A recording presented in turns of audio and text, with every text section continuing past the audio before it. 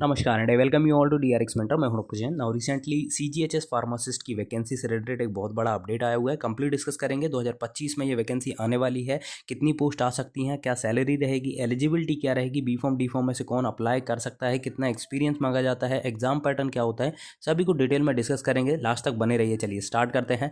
But उससे पहले यदि आपने चैनल को सब्सक्राइब नहीं किया तो चैनल को सब्सक्राइब कर लीजिए, सो दैट आपको फार्मेसी से रिलेटेड जितनी भी इंपॉर्टेंट अपडेट्स है वो मिलती रहेगी। एडिशनली आप हमारे चैनल को ज्वाइन कर सकते हैं, जहाँ पर मात्र 29 रुपीज़ में आपको मिलेंगे प्रीवियस ईयर के रेलवे फार्मासिस्ट के क्वेश्चन पेपर, कुछ स्टडी मटेरियल आपको प्रोवाइड कराया जाएगा, और आपको कुछ गाइडेंस चाहिए रिलेटेड टू फार्मेसी एग्जाम तो वो भी आपको प्रोवाइड कराई जाएगी। यदि आप सीरियसली रेलवे फार्मासिस्ट के लिए प्रिपरेशन कर रहे हैं तो आप हमारे कम्युनिटी सेक्शन को विजिट कर सकते हैं, जहाँ पर अपलोडेड मोर देन 500 एमसीक्यूज, जो कि बहुत ज़्यादा इंपॉर्टेंट है। डेली 3 क्वेश्चन अपडेट किए जाते हैं, 2 रिलेटेड टू फार्मा और एक नॉन फार्मा से। यहाँ पर आप देख सकते हैं कल भी मैंने एक क्वेश्चन अपडेट किया गया था, जो कि रिसेंटली एक डिसीज़ के बारे में है जो रिसेंटली देखी गई थी, उस कौन से ऑर्गन से रिलेटेड है, तो वो सभी कुछ यहाँ पर डिस्कस किया जाता है। तो आप उनको अटेम्प्ट करके अपनी प्रिपरेशन को एनालाइज भी कर सकते हैं। तो चलिए स्टार्ट करते हैं। देखिए ये टेंटेटिव नोटिफिकेशन आया हुआ है एसएससी की तरफ से। देखिए जो हमारी सीजीएचएस की वैकेंसी है, ठीक है, सेंट्रल गवर्नमेंट हेल्थ स्कीम, पहले इसकी जो वैकेंसी आती थी खुद सीजीएचएस एग्जाम कंडक्ट कर रहा था, बट 2019 के बाद से इसका जो एग्ज़ाम है वो एसएससी के थ्रू होने लगा है। तो एसएससी में फेस आपने देखा होगा, फेस 11, फेस 12, नाउ अब जो वैकेंसी आएगी फेस 13 पे आएगी। ये देखिए सिलेक्शन पोस्ट एग्जामिनेशन फेस 13, जो कि आपका सीबीटी रहने वाला है, कंप्यूटर बेस्ड एग्जामिनेशन रहेगा। इसकी डेट ऑफ एडवर्टाइजमेंट होगी 16 अप्रैल 2025, क्लोजिंग डेट रहने वाली है 15 मई 2025, और डेट जो मंथ रहेगा एग्ज़ाम का वो जून से जुलाई के बीच में इसका एग्ज़ाम होगा। प्रीवियसली भी टाइम शेड्यूल इन्हें फॉलो किया था, थोड़ा बहुत डिले देखने को मिला था, बट इन्हें शेड्यूल फॉलो किया था। और अभी जो भी 2024 में रिज़ल्ट आया है उनका शायद आई थिंक अभी डॉक्यूमेंटेशन वगैरह प्रोसेस चल रहा है, मेडिकल होने के बाद उनको पोस्टिंग मिल जाएगी। आई होप कि बहुत से लोगों को मिल भी गई होगी।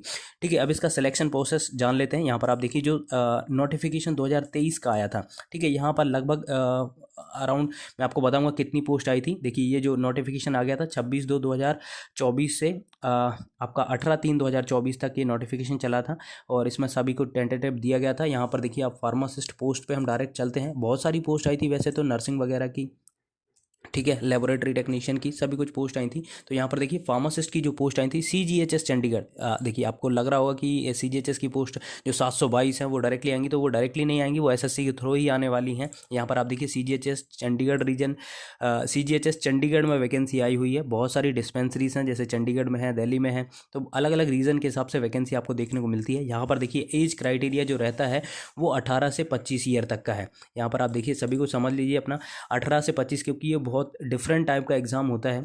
अभी ये जो भी आप फार्मासिस्ट देते हैं वहाँ पर टेक्निकल नॉन टेक्निकल आता है, बट यहाँ पर थोड़ा सा प्रॉब्लम होता है, तो जो हम डिटेल में डिस्कस करेंगे आगे।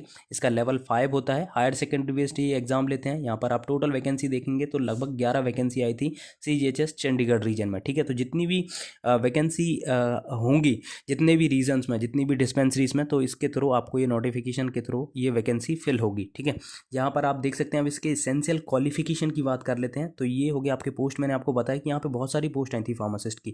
ठीक है, ये सीजीएचएस चंडीगढ़ रीजन हो गया, फिर कलावती सर्जन चिल्ड्रन हॉस्पिटल हो गया, फिर यहाँ पर देखेंगे आप तो फार्मासिस्ट होम्योपैथिक भी थी, एलोपैथिक की भी थी, ministry of health and family welfare में।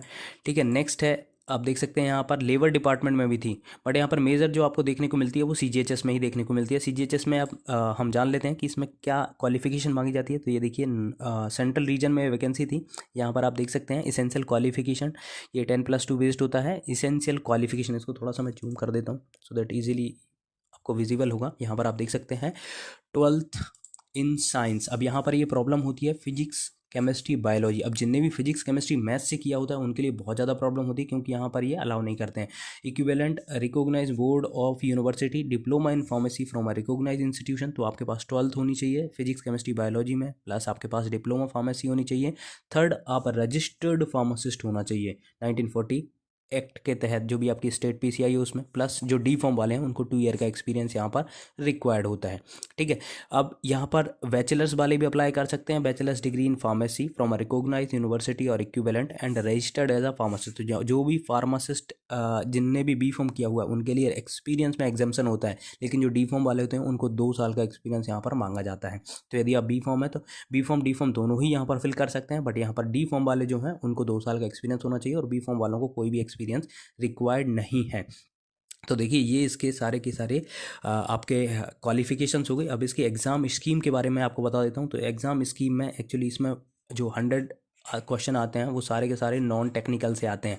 आपने बहुत सारे क्वेश्चन एग्ज़ाम देखे होंगे, जैसे कि आरआरबी हो गया, ईएसआईसी हो गया, जितने भी आपके होते हैं उनमें आपका 70 और 30 का रेशियो रहता है। 70 क्वेश्चन आपके बी फॉर्म के आते हैं, 30 क्वेश्चन आपके नॉन टेक्निकल से आते हैं, जिसमें कि आपका जनरल रीजनिंग, मैथमेटिक्स और जितने भी एप्टीट्यूड और जीके वगैरह रहता है।